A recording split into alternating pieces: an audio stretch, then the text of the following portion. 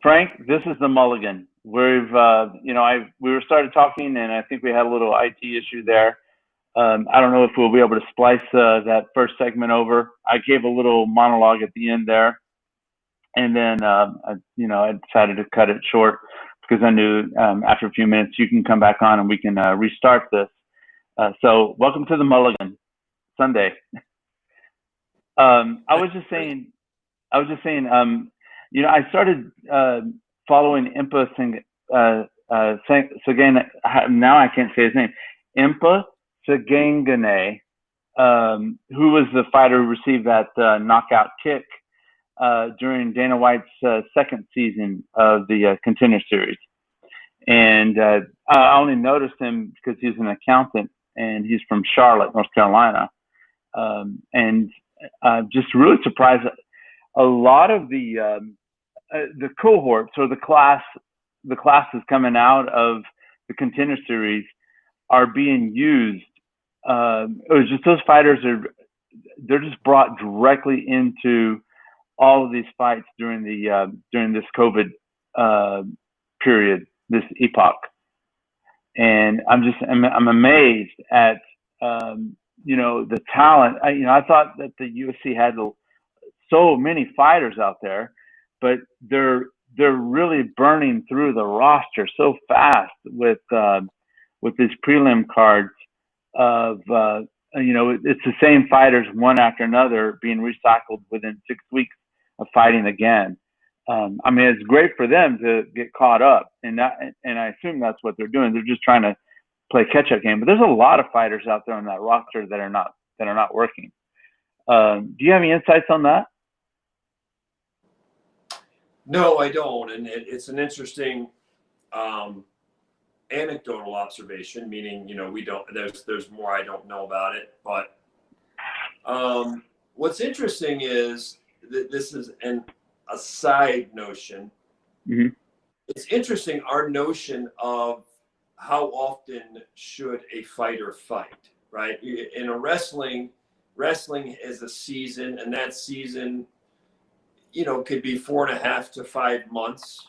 Hockey is a season, right? It's a 6-month season. The NBA is a 5 or 6 month season. The NFL, when you factor in a normal, not a non-COVID year, you're looking at 6 months, right, between off-season training. Again, a lot of the best athletes train year-round, but I'm talking about formal, on the premises, on the facility.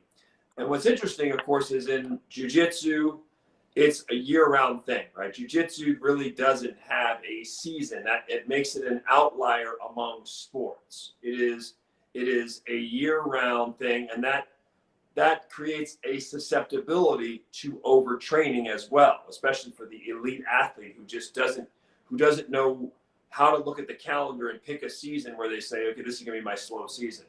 Like Lance Armstrong, this was fascinating. Lance Armstrong with those, I think, 7 Tour de France victories. One thing that astonished me is Lance Armstrong's goal was there were only like 3 races a year that mattered to Lance Armstrong. He did not try to enter like, hey, I'm Lance Armstrong. Let's enter 30 races a year and try to win them. It wasn't that. He really saved and primed his body for literally a couple of events a year. It was like a time trial, there was a Tour de France, and then one other. And it's like anything else, if he did enter it, he's a driven competitor. But it's interesting now looking at fighting, like when you compare like boxing as a sport since circa like 1890, right? So boxing as an organized sport, to my knowledge, was like 1890-ish, right? So we're talking 130 years or so. And boxing at one time was like one of the most popular sports. I mean, it was right there with baseball and football. I mean, boxing was huge. I mean, not just occasionally like right now. I mean, whole nations stopped and listened to radio broadcasts, because back then there wasn't even TV of, that Max Schmeling versus, whoever. I mean, so, these were big deals. And in boxing in the old days, I mean, they were fighting. There were fighters that were fighting every week, every 2 weeks, every 3 weeks. This was normal, right? So it's interesting to see what's normal in each area.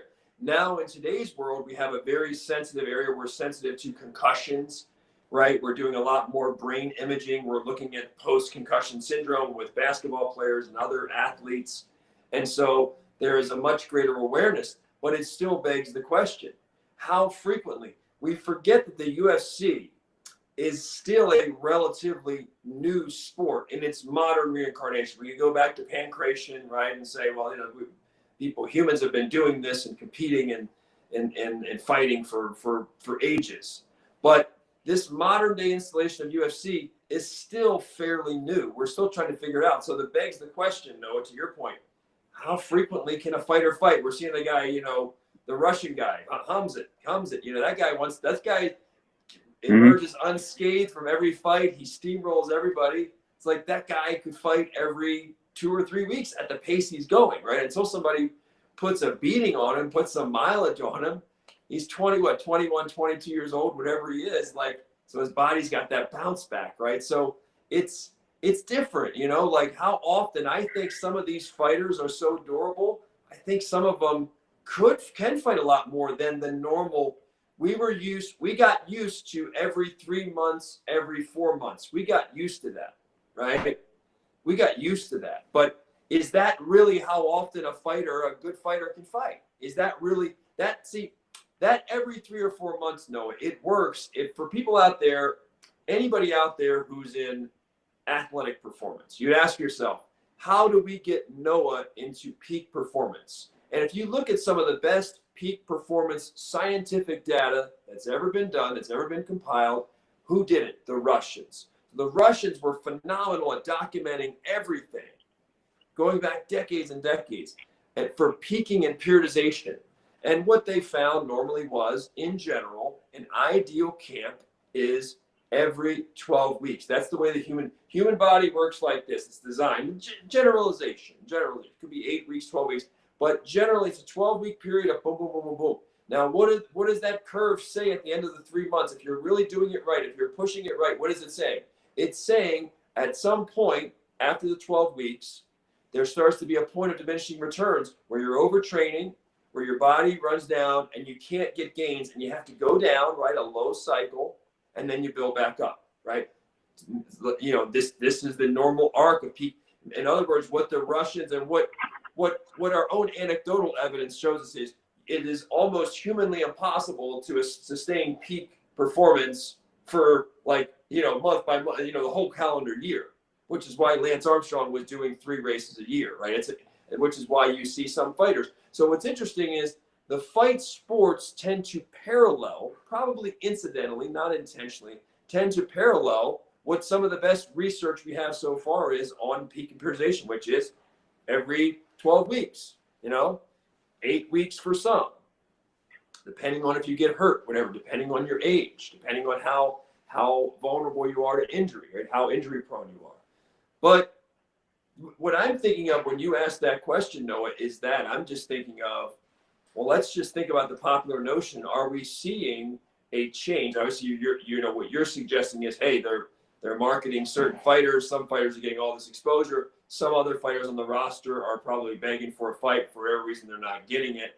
I don't know that. What I do know is maybe what's going on right now is we have to start rethinking our notion of how often can a fighter fight, right? We've been trained to see a fighter, maybe a good fighter, 3 times a year, normally. Not even 4 times a year. Even though we think 4 times a year, most of the fighters, most of them, you see them 3 times a year, the good ones. You see them 3 times a year, right? So you don't see a champion defending his title 5 or 6 times in a year, right? I'm not saying it couldn't, but like Anderson Silva in his prime. Could Anderson Silva in his prime, right, when he was, do you think he could have defended his title 6 times in a year? Do you think he could have? no, I don't think that's realistic. But let me go back to. I have a question for you about that 12-week peaking, or that fight camp of a 12-week fight camp, which is, the Latin phrase ceteris paribus, which is all things being equal. All things being equal, there are some humans where their bodies are just superior to, the elite. Some humans' bodies are just more. They're just very special. They're outside of the norm, and so I think what I would suggest here is that you're seeing that there's one level of elite, and then there's the upper level of that elite, of the human body, with these, especially if you're going to find younger fighters, the under 25 crowd, or somewhere where the human body is like, okay, you do need a longer maturation process to go up and be peak. I did what Tabatas are. Tabata is from a Japanese physiologist. Tabatas are 20 seconds of work, 20 seconds of work, and then like 10 seconds rest for 6 to 8 cycles of this. And I'm only 48, so I'm not quite at the peak of my. I would say I'm past prime, and during this whole past year, I have not been working out that hard. And I went into the gym the other day, and I did a Tabata series of negatives off the pull-up bar. And I'm telling you, the last 2 days, my left forearm, I have been unable to extend it. There has been some intense massaging going on. I'm in bed at 3 a.m, and I'm awake over there massaging my left elbow, trying to loosen up that tension, just because it just hurts to sleep. But I can't imagine being a professional MMA fighter. Obviously, this gives me time to think about these things and these topics that we talk about overnight. But I'm paying close attention to how quickly my body is healing itself.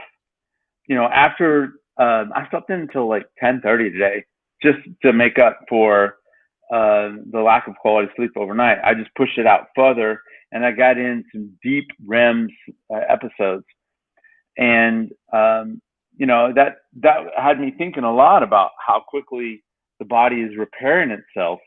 I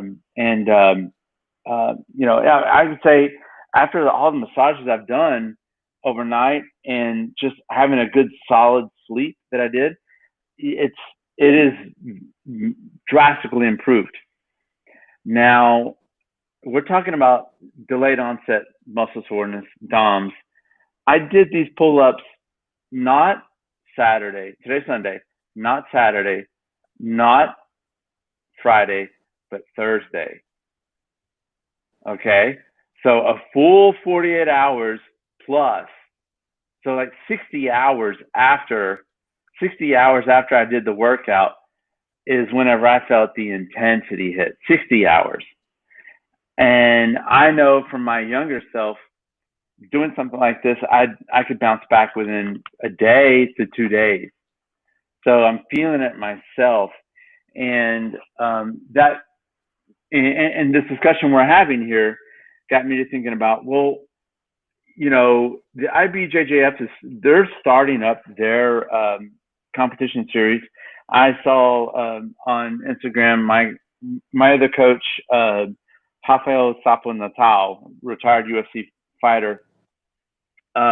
He's down in Orlando, Florida, competing at competitions. So he's up from Brazil, and I was thinking about myself, like how frequently someone, which is basically an armchair athlete, in the late 40s, I have a sedentary job. The work that I do is mainly based off the keyboard. How often and how should I train for competition? And I don't plan on competing in now. This is mid-October, so I've got November, December, January, the schedule starts. I'm seeing organizations like Broadway theater, all of Broadway, they're out. They're out per. I don't know if it's industry.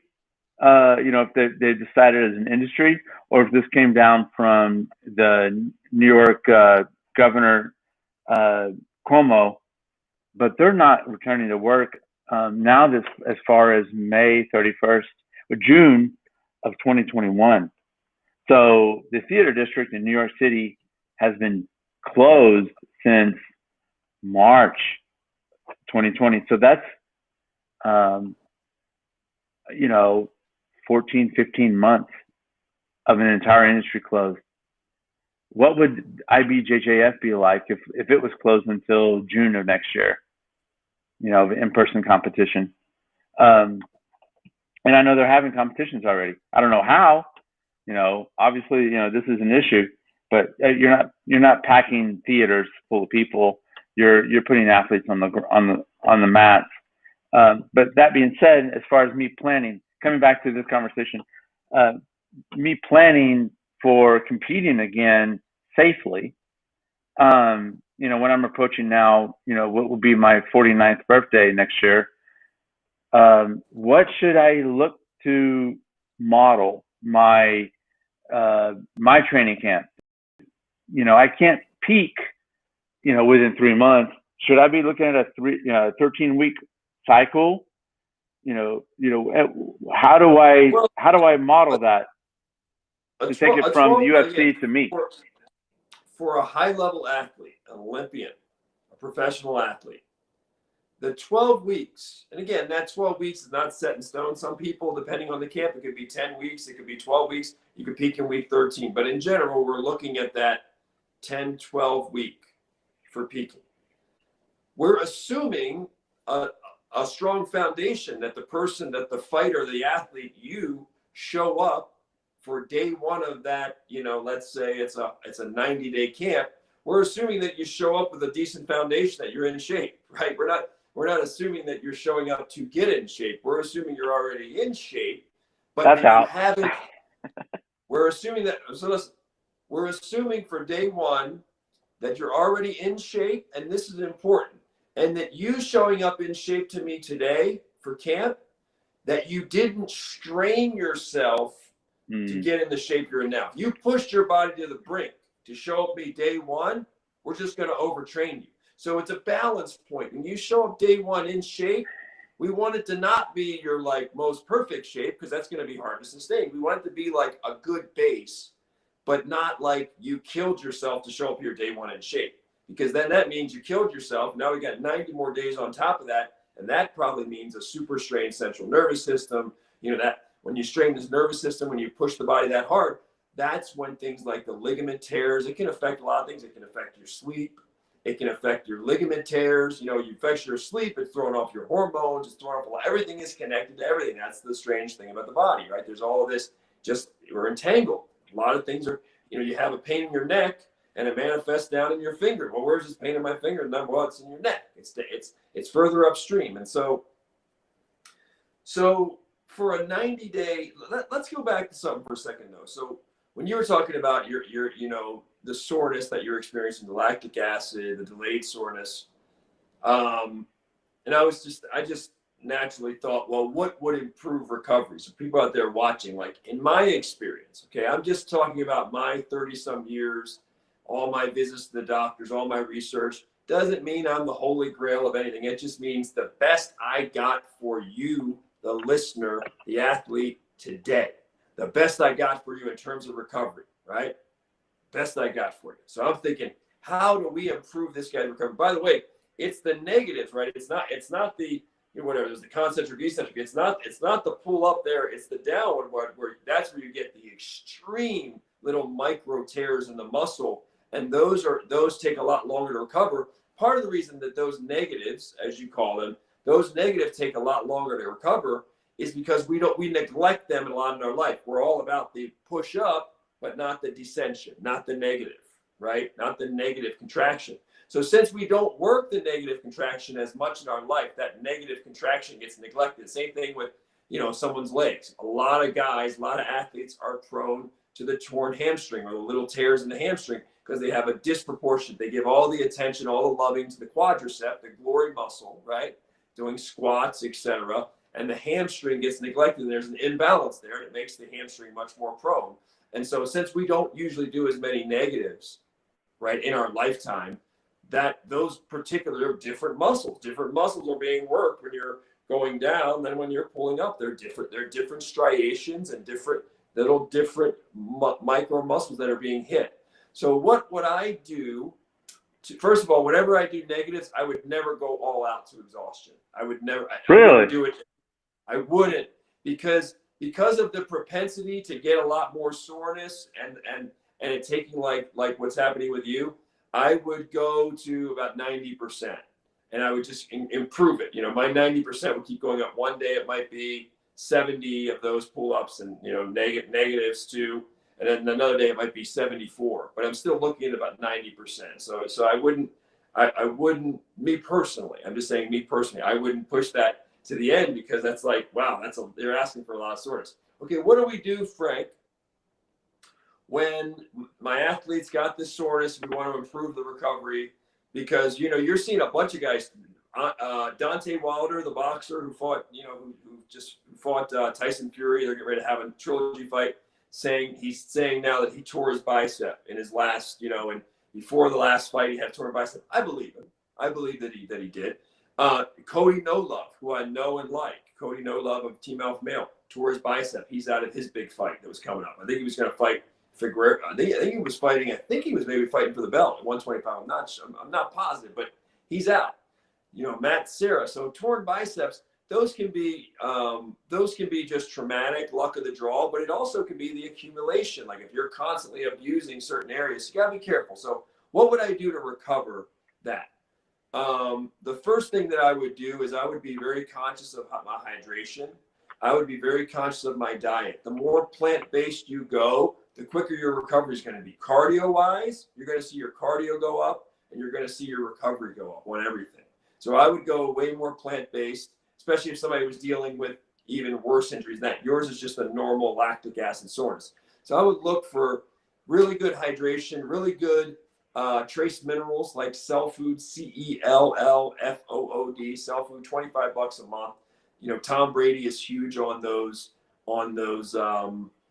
trace minerals. There's like 70 or 80 of them in there. Cell Food makes a great product. I would get that. I would be drinking, especially a high-level athlete, I'd be drinking probably, 1.5 times. Again, most people will tell you drink half your body weight. But again, if you're an athlete and you're pushing your body, you're going to need way more than half your body weight now. So if you weigh 200 pounds, most hydration people would say 100 ounces, would say, you need 100 ounces of water. But that's a normal person. Normal person needs that. An athlete needs way more than that. So you're going to have to be drinking 1.5 to 2 times, almost you're going to have to be drinking your 200 pounds, 150 ounces of water a day if you're pushing your body, maybe 200 ounces for some people who are profuse sweaters and really pushing it. And that sounds crazy, right? But that matters. The trace minerals in the cell food matter. Plant-based matters. The Epsom salt bath, which you and I talked about many times, 2 or 3 cups of that in a warm bath. Don't fall asleep in there because it'll make you sleep like a baby. End of the night, you don't do those Epsom salt baths, you're going to sleep like a baby. It's got so much magnesium in it. That magnesium improves the hydration in the cells. It improves. That's why Epsom salt has such a healing effect, because it is an inducer. It forces a lot of blood flow. When that blood flow is forced in the area, that's forcing nutrients in the area. It's also relaxing. That magnesium is a relaxant. It's relaxing the muscle. And a relaxed muscle is going to heal better than a super. That's why I was stretching. Stretching is another thing. Stretching can improve recovery. Why? Because it's inducing blood flow. It's putting nutrients there. It's relaxing the space. And the body does its best repair in a relaxed state. When it's tense, it's the same, just like fighting. When you're fighting tense, you're never going to see all the things. Your body's wasting energy when you fight tense. You get tired quicker. So the body in recovery, people are even reducing their stress levels. Stress takes longer for everything else to recover because you're asking the body to do too much. Now it's stressed out of its mind somewhere else. So it's putting out too many fires. So stress is going to be a big thing. The sleep thing, like you just said. for a lot of people that don't sleep well, Epsom salt bath. Like take them when you're really, really sore. Take that Epsom salt bath, 20 minutes, go to bed. That's going to help your testosterone. That's going to help your recovery. That's going to help reset your central nervous system. That's going to help your adrenal glands, you know? So these are just a few things. Again, I'm big. I even think the sun, this is just me personally, you know, I think the sun helps that recovery too. I do. I just think everything's connected to everything. Vitamin D is a huge one for health, for immune system. And so I'm a big believer in the sun, as in direct sunlight. Everybody's different. Some people might be 20 minutes a day in the sun. Some people might be 30. Guy like me, a wacko, it's a lot longer. But those would really be my prescriptions. Now, you could do massage. There's other things that work. Infrared saunas, you know, to detox, you can do regular sauna.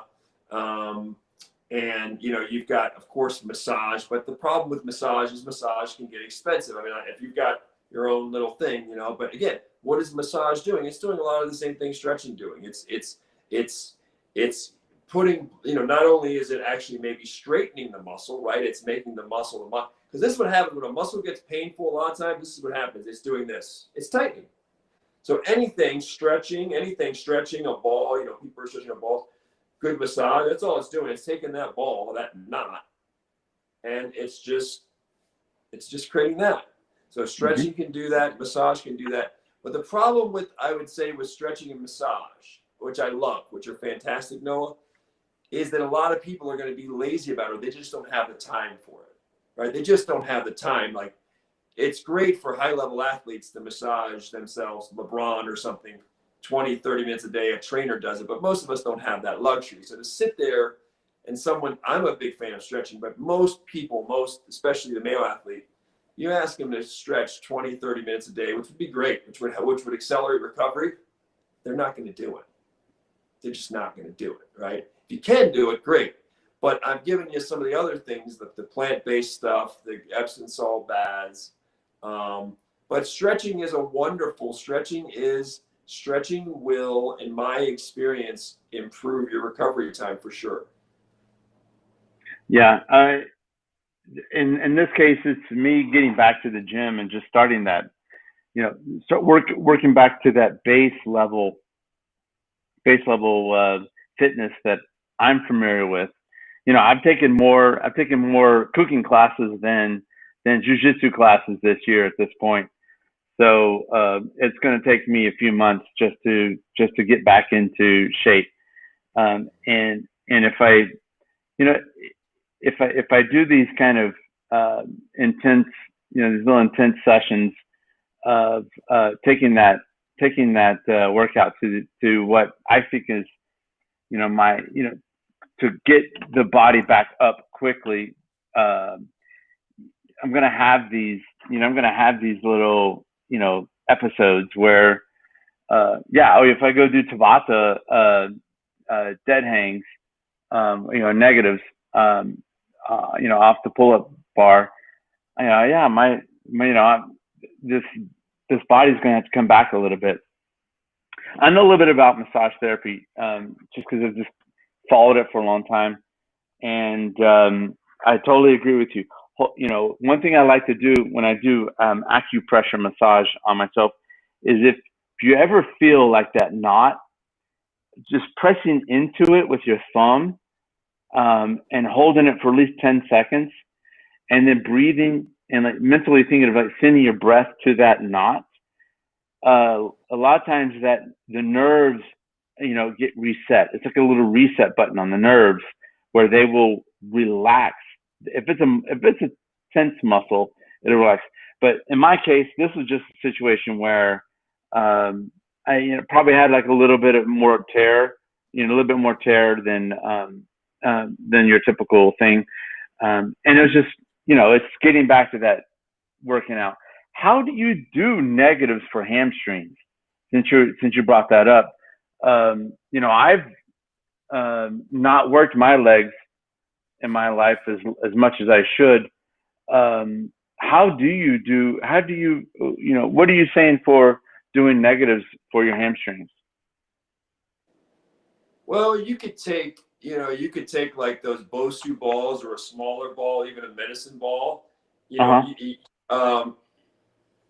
a ball that's in between, not a big Bosu ball, but maybe a smaller than a Bosu ball, but bigger than say a 10 or 12 pound, throw ball. You would take that and maybe put it between your legs and then do the, and then just compress, just lay on your back, put it under your hamstrings, and then, you're there, and then you're just boom, you just have it in there. And so I do that. Sometimes I put a ball between my legs. I'll put the ball between my legs. I'll work on my contraction. I'll squeeze it. Yeah. I'll put the ball, I'll lay on my back. I'll put that ball like in between my hammies and then just squeeze down. That how big that ball needs to be depends on how big you are. You want that ball to have a little give. And you want that ball to be not too big, because then you're not going to get any hamstring compression on it or constriction. And if it's too small, then you're not the same thing. So you kind of want to play around in the gym where you could find something intermediate. You could even put like a couple pillows in there and just squeeze down. And that's one way. But again, I would never go 100%. When you're looking, let me give you this analogy. When you have a weak spot, because we all have weak spots in our body, and those weak spots, the old saying, you're only as strong as your weakest link. Mm-hmm. And, so you could have somebody who's an incredible fighter, but they have a weak chin, or they're very susceptible. They have these pencil thin legs, right? Your opponents are always looking at areas, believe it or not, subconsciously. The good opponents are not just looking at you technically, right? Everybody thinks that when your opponent or even your training partners study you, everyone thinks that they're just looking at your technique. They're not. They're looking at your body. How strong are you here? Is there a particular part of your body that's vulnerable? Are you mentally weak? People are very smart about roto-rootering and figuring out this is how you beat. Dan Gable lost to a guy named Larry Owens. Back then, they wouldn't let you couldn't be a 4-time national champion when Dan Gable was in college. There was a mandatory red shirt your freshman year. So he only got 3 years. The first 2 years he won it. He was unbeaten. He was as good as we've ever seen of a wrestler. In the final match, he lost to a guy, Larry Owens. What did Larry Owens do? I know, because I interviewed Dan Gable for 2.5 hours on the phone, and I could feel the intensity bursting through the other line. Most intense human being I've ever talked to, ever, by far, was Dan Gable. The palpability and intensity of his words. And what did Larry Owens do? He psyched him out.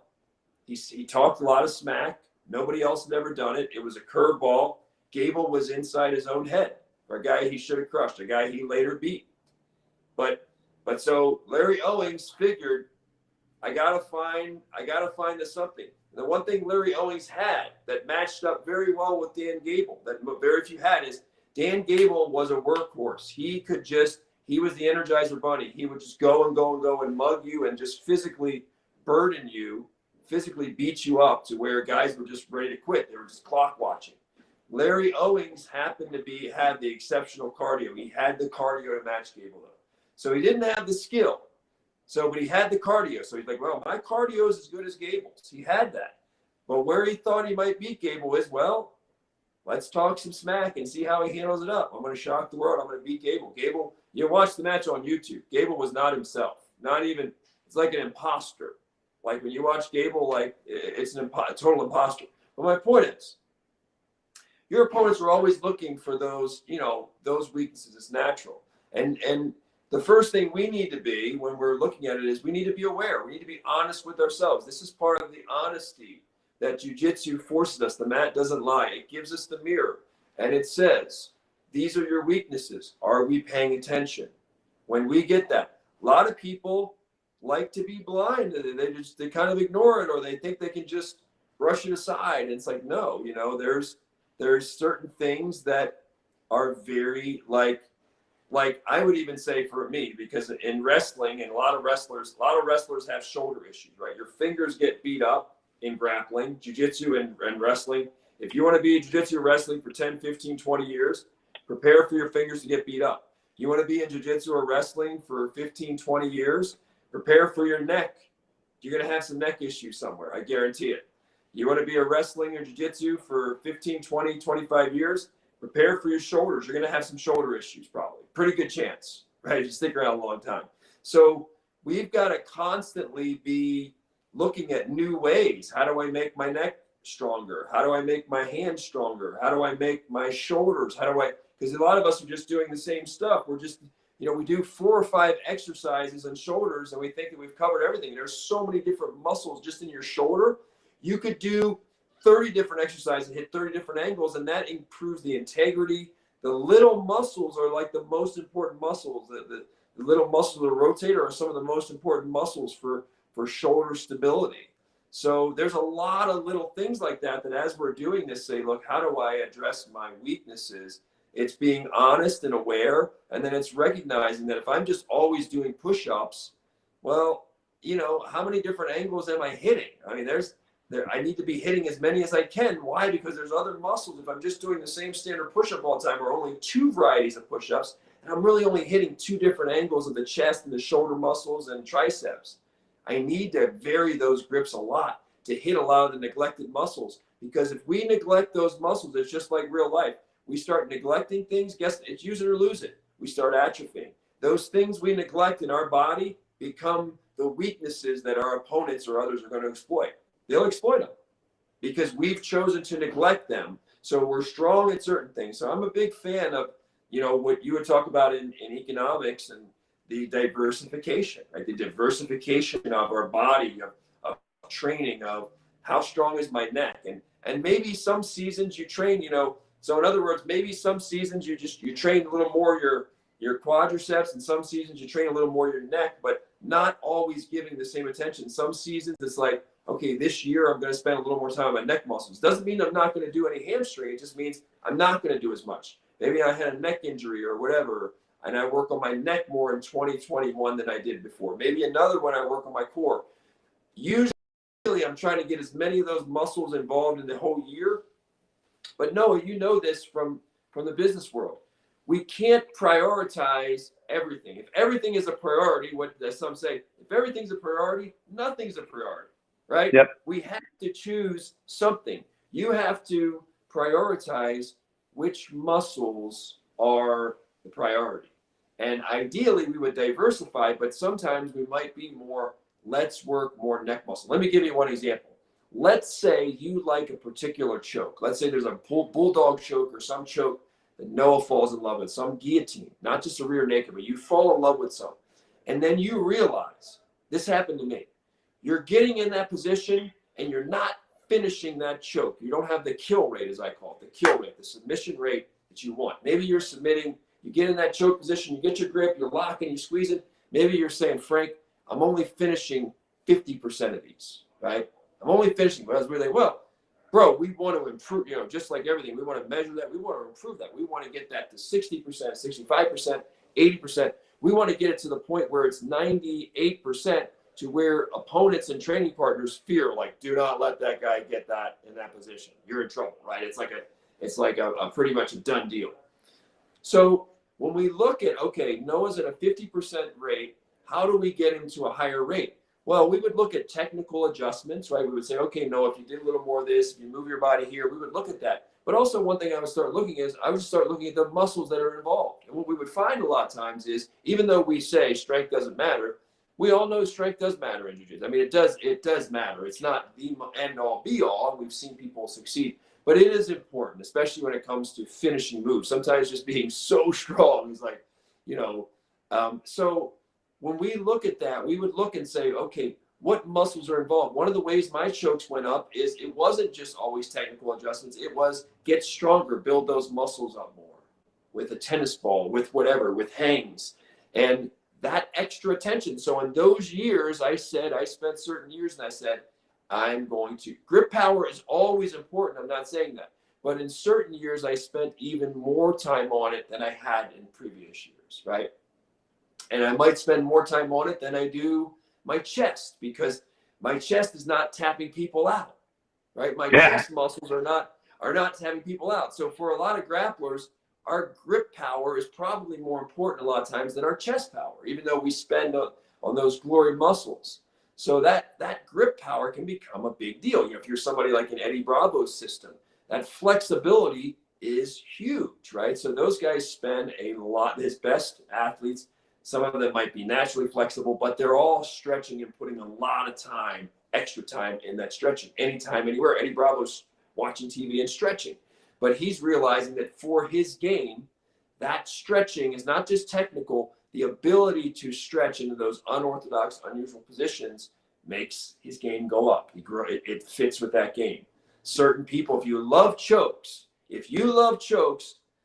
and, you know, yeah, there's the rare guy that just has this crazy grip. I've met him, but you need to be working a lot. Not just your technique. Technique is great, but you need to be working a lot on your grip power. You need to be putting the time in week by week. So these are some of the things where it might be we don't consider that a weakness, but if I'm only tapping a guy at 50%, sometimes it's like I'm there. It's just I just don't have the power. So is that a weakness? Yeah, it is. It's a strength. Being strong matters. You watch some of the guys taking guys down now in jiu-jitsu, right? Wrestling's become a bigger deal in the sport. I mean, bro, these guys are so athletic now, Noah. You got to have a lot of horsepower to take a lot of these guys down now and to hold them down. It's a lot of horsepower. It's not just about, here's my beautiful technique. It's horsepower. Watch Jordan Burroughs and, you know, watch some of these athletes. They're running guys off the mat. Watch how quick people pop up. You want to take down the modern day jiu-jitsu player, wrestler, MMA fighter, the good ones, bro, you better have a lot of explosion because slow is not going to do it. So that horsepower matters. And when we address this, we have to constantly be looking for creative ways to address, like what you're talking about, not just our technical body, but getting our body primed, getting our body to day one of the camp to where a lot of these muscles, back muscles, hamstrings, neck, grip muscles, to where they're like, wow, they're stronger, that you're coming in with a really strong base and you're ready to be stronger in those muscles than you've ever been before. That is important because that you hold up better to injuries that way too. You know, when you're stronger, when your neck is stronger, it takes the pounding better. When your spine is stronger, when your hamstrings are, it takes the beatings more, you bounce back more. So, you know, we really do have to be aware that even though, you know, I'm not saying people need to go and be, you know, certainly not be a bodybuilder and all that. We've seen that, but it is important, whether it be band work, whether it be calisthenics, whether it be jumping rope, whether it be shadow boxing, whether it be live training, whether it be stretching, whether it be plyometrics. It's very important to have a system that is preparing the body to put up with this abuse, to constantly making, not just technically better, but constantly physically sharpening your tool, making your body stronger and more flexible. That's time consuming.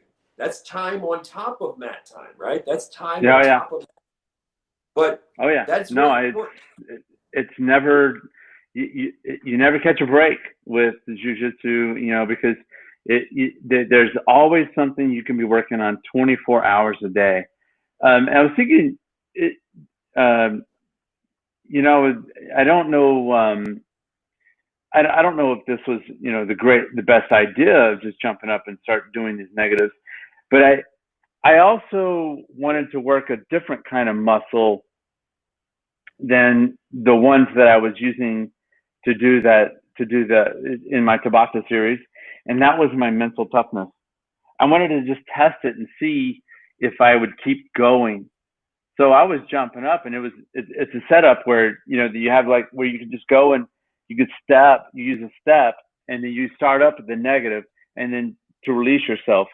And I wanted now that I think about it, one of the reasons why I did that was not only do I want to get that quick, you know, get that quick explosive workout in of doing them, but I also wanted to start to train that mental toughness again of like, I'm exhausted, you know, or you know, this is hard, you know, or you know, I've not put on the COVID-19, I've put on the COVID-25, and just, you know, really feel how much weight I've added to my body, and to start working from there, and feel that, and literally feel it and continue, you know. So the other muscle I was working there that day, on Thursday, was just my mental toughness of doing that.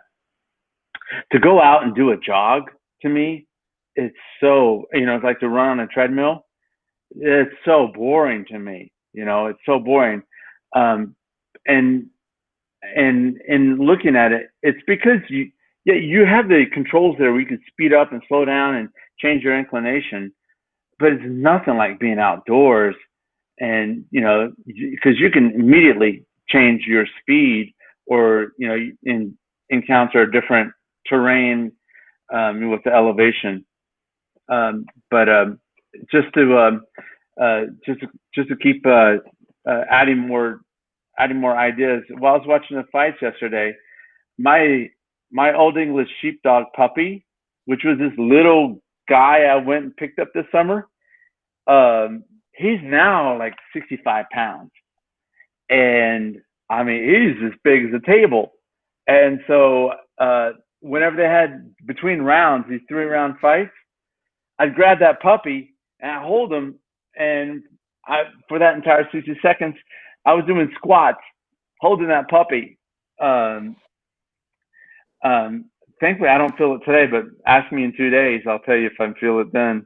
But I was starting, I'm just getting up off the chair and start doing that, start doing stuff in between in between the rounds. You get that 60 seconds, I get up and I would yell out in the house, 60 seconds, everybody in the house can do something, because, what little girl here is, playing video game, she's on the game, like, get up, um, so, Well, what I find has worked reasonably well for me. Again, I'm not in. I mean, the Pan Americans are going on now. They moved them to Orlando, and I'm watching the videotapes, and I miss it. I mean, I miss the thrill of competition, the lightness of it, the glory of it, the camaraderie. Seeing old faces, seeing old friends. I miss that whole environment. And I really right now, this is the longest I haven't ridden. I haven't trained in probably a year or so. That's the longest. That's by far the longest that I've ever went in my life without grappling. And some of that's COVID and some of that's just real life happens.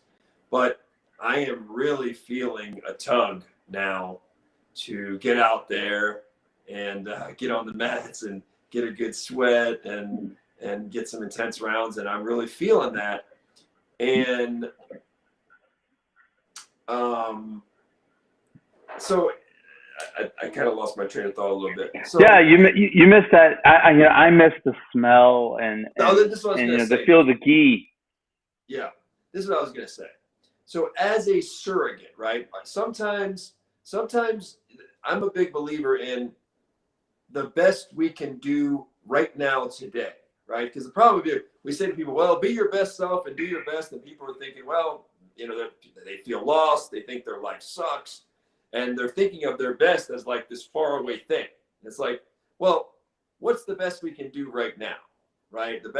What's the best meal I can afford right now? What's the best exercise I can afford right now? What's the best whatever car? It's the best now. Maya Angelou used to say, when you know better, do better. But in the meantime, just the best you can do right now. And so maybe the best that I can do right now, right? I don't have training partners right there. And so the best I can do right now, as someone who's not, I'm in really good shape compared to normal people. I mean, they would be like, I wish I could be in the shape Frank's in right now. But compared to my wrestling days and my jiu-jitsu days and getting ready for some of the big tournaments, no way. I mean, this Frank is like grossly out of shape compared to peak conditioned Frank.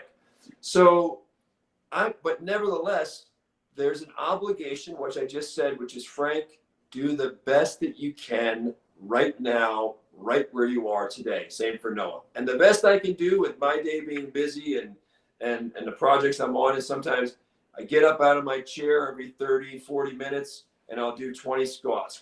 I might do plyometric pushes against the wall, 2 sets of those. And then I'll sit down and 20, 30 minutes later, I'll get up and I'll do some twists. I'll do a little stretch. I'll do more plyometrics against the wall. I might even do some knee ups. I might practice doing something with my I like to do, hold on one second here.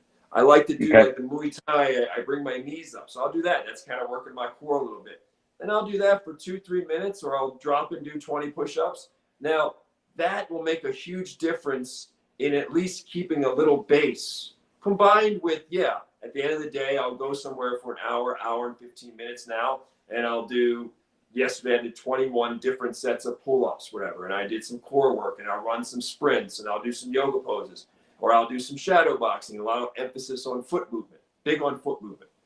But in the day, inside of the day, I'm a big believer that you've got to take advantage. The problem for a lot of us is when we think of working out, we think of a minimum block of 1 hour or 45 minutes. We're trained there. It's like, well, if I can't do my 1 hour workout now, then I just can't work out. If I can't do my 45-minute workout right now, then I just can't do that.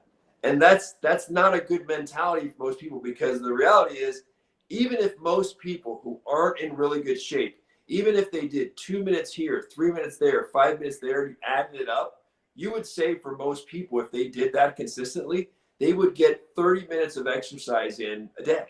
And that may not seem like a lot, but you'd be amazed at how they could keep a way better base and feel way better and be way healthier. And less loathing, because when people let themselves go, the problem there is a lot of people, there's guilt, there's loathing, there's whatever. People just don't feel right. They feel whatever. And so when you at least keep that base where 25, 30 minutes, it's 2 minutes here, it's 3 minutes there, it's a 10-minute walk there, just these little bursts, go grab the jump rope and do 2 minutes of that, then go make your call or whatever, right? And, so it's hard to do that, but a lot of times that is an excellent approach for a lot of people. And the second thing there, this is very important. So getting those little 2-3 minute things in there, 25 squats, back to what you're doing. Wall push on that wall like your Superman plyometric muscles, get back to what you're doing. But the other thing that's very important is to, so hold on, what I was saying is, so the frequency is very important. The other thing that's very important is a lot of people think when they work out, they always have to push to exhaustion, and that intimidates them. A lot of people's fear of working out is the fear of the pain. And the reason that they fear the pain is that they assume they always have to be pushing their body. And that's just not true for most people. Most people don't ever need to max if they don't want. That doesn't mean they're going to be their best, but it means that they're going to keep from, if they're okay with, if they give me just 60% effort, but they're doing 30 minutes a day, they're going to have a way better base than if they're killing themselves. They're giving me 100% effort, but they do it for 2 weeks and they quit, right? I'd rather they give me 60%, 65% effort on their push-ups. They don't go to exhaustion, but they give me 25, 30 minutes spread out through the day. That's going to get us somewhere, because now they're not afraid of the pain. But hold up, I got to interject here, because I got to interject if I can. Go ahead. So this is a good point for me to interject. I think we got about 10 or so minutes left. Sure. That flies in the face of, dare I say, the CrossFit mentality. CrossFit mentality is redline yourself every time you go out there. At least that's my impression of it. That is embedded in Americans. It's a cowboy mentality that we've had for decades. It's just no pain, no gain, and that's what scares people. What scares people is the pain and suffering of it, especially when they're out of shape. People go to the gym out of shape, and the trainer tries to kill them. And after a couple of weeks of that, people don't want to come back. It's horrible. They're out of, especially when they're out of shape, right? And now they're tired at work all the time. Their body hurts, and people don't want that. So what I would say to a lot of people is, hey, you don't have to sit here and go to the max. Just give me 5. If 5 push-ups is easy, give me 5 push-ups and go back to what you're doing. If 8 squats is easy, give me 8 and go back to what you're doing, and sneak those in.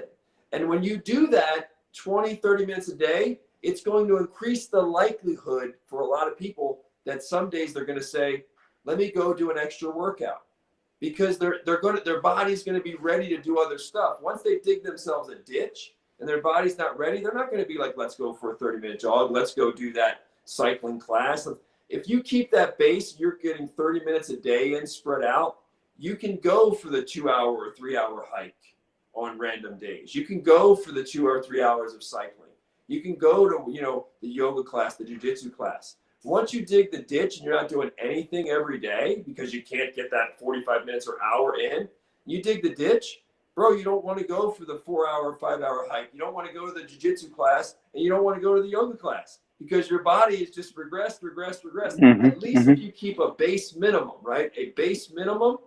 Like right now I have a base minimum. I'm not in great shape, but I'm not in such bad shape that I loathe going back to the mat, right? There could be a point at which, oh my goodness, it would just be horrible. Like it would be 4, 5, 6 weeks of just total hell if I let myself go and then I want to go back on jiu-jitsu mat. Right now, I don't have the same level of dread because I've kept a strong base minimum. And I kept that with not by killing myself, not by going 100%, but by being consistent and by sneaking in little micro workouts throughout the day, sneaking them in and saying it's okay. It's okay that I didn't go to exhaustion on my set of squats. It's okay, but I did them, right? Have we ever talked about CrossFit on this podcast and all the hours that we've done this year? Nope. Well, I haven't. I'm very impressed and I admire what a lot of those athletes, the high level ones, can do, the pros. But I would say that for a lot of people, that level of explosion is going to raise your risk for. There's a way to do everything. I'm just saying, but for a lot of people to be that explosive with that, like I've met people that are cut out for that. I don't know that the vast majority are cut out for that. I don't think their ligaments, their tendons, their everything is really. I think the vast majority of people are really not built to do that or sustain that. But I've met ones that are incredible specimens and pretty phenomenal, pretty impressive. Yeah, I've only done you and I both trained together and trained independently at Lifetime Athletic, which is they're along the lines of a premium or luxury brand of gyms, and they have their own form of CrossFit. I forgot what the name is, but I got in there. Hit something, or hit something like that. No, it's something else.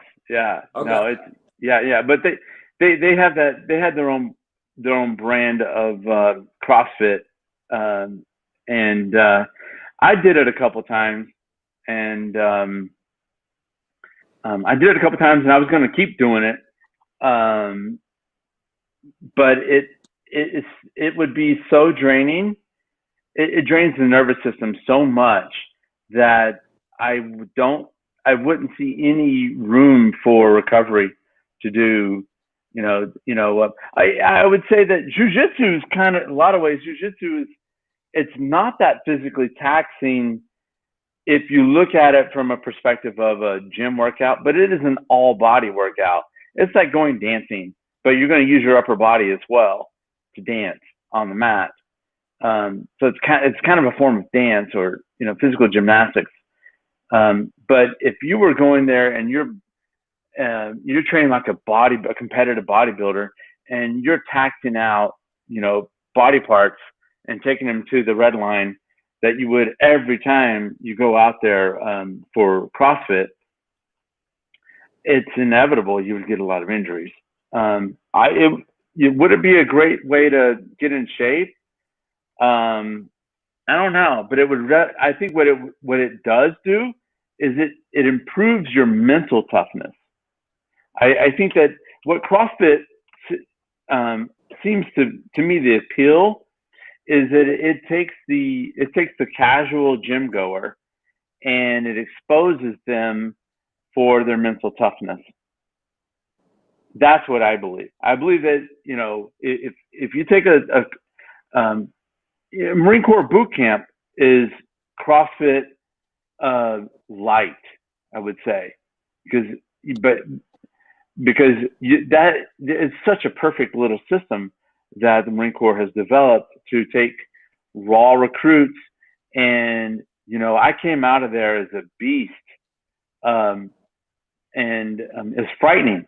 The most dangerous person in the world is a Marine Corps boot, a guy who just or female who just graduates boot camp, because they have been fed so much fire for so long, but they're trained in a way that they don't get. There's a lot of safety involved, but they're pushed. You talk about getting up out of the chair and doing these hit high intensity high intensity interval training. 3 to 4 times an hour, we would be doing burpees or mountain climbers, or we'd be running out of uh, a third floor squad bay down out into the dirt, um, and do we get what we call incentive training or IT training, where we'd be rolling around, a platoon rolling left and right and jumping, pushing as fast, and running with their hands out in front of you, called high knees, and the drill instructors would be high knees, high knees, high knees, and then they'd flip over and say push, and then they don't say jumping jacks, side straddle hops, I think they're called. I don't know. I forgot what they call them. But they were constantly pushing you mentally that way, mentally pushing you. But so I think of boot camp. That mental toughness. You come out with that mental toughness, and I think that's the appeal of CrossFit. Is that it does take like I said earlier, it takes the casual gym goer, and it exposes them for where they are in the mental toughness. Yeah, that's a really good point, Noah. And it also has a gamification aspect of it. It keeps a lot of data, right? So we've got numbers, we've got data, we've got daily goals, we've got feedback, we've got the measurables. It's almost like you against the clock. So it's almost like the Amazing Race, where there's an urgency there to get as much done. So that it has sort of made, it almost creates a game-like thing where you have numbers that you're pursuing, and you have the thrill of exceeding other numbers, right? You beat your personal best. And then you've got the urgency of, can I get this much done in this window of time? And then you've also got the competitive aspect of, so-and-so just did 50 of these. Maybe can I do 55 for the competitive people? So it does have, normal workouts are just, kind of like Orange Theory, right? Orange Theory lets you see what everyone's doing on their bike and all that stuff, right? So I've never been there, so I don't know what that's like. Yeah, it has some of that gamification to it, that and the feedback and the data, and your daily, you can look and say, I used to do 200 of those in 10 minutes. Now I'm doing 260 of those in 10 minutes, whatever, right? So some people really love that, and it's a race against the clock, so it makes it more engaging for some people than to just come and go through the motions of a workout. There's accountability too, right? There's camaraderie in that setting, and that there's other people, so there's sort of that camaraderie too. It's sort of created a camaraderie of working out, where normally if you're working out with somebody, like going to lift or whatever, you've got one buddy, maybe by yourself a lot of times, maybe you've got one buddy. But in CrossFit, you've got 8, 10, 12, 15 people in there that are all like kind of supporting each other, and the camaraderie. So it's got other phenomenons going on. But yeah, so the bottom line for people out there is, for those people who aren't training right now, you just got to find your thing, whether it's jumping rope, whether it's the shadow boxing, whether it's pull-up bars. The thing I can say is that it's amazing, Noah, when you get creative. These times have showed us how many ways there are to work out. There's so many infinite ways. Like nobody has any excuse. People in prison are able to get good workouts. You can get a good workout anywhere with so many resources available to us. So we really don't have the excuse of, well, I don't have money for a gym or whatever. It's like, there's so much available to us. We just have to get creative and see it in our own house, in our own neighborhoods, in our parks. Just getting up and just, looking around your house, even if it's pressing against the wall, plyometrics, doing squats, doing push-ups. Like it's everywhere. Squeezing a tennis ball. To harken back to the CrossFit, in that 8 to 12 person class setting, that taps into our tribalism. We have that. It's kind of like in our DNA. Like howling at the moon for a wolf, and then you see your dog. You see elements of that wolf, that canine behavior. That's in them. That's in our DNA. Fighting is in our DNA, and having group activity is in our DNA. Yeah, it's been kind of something that we've lost out on in 2020.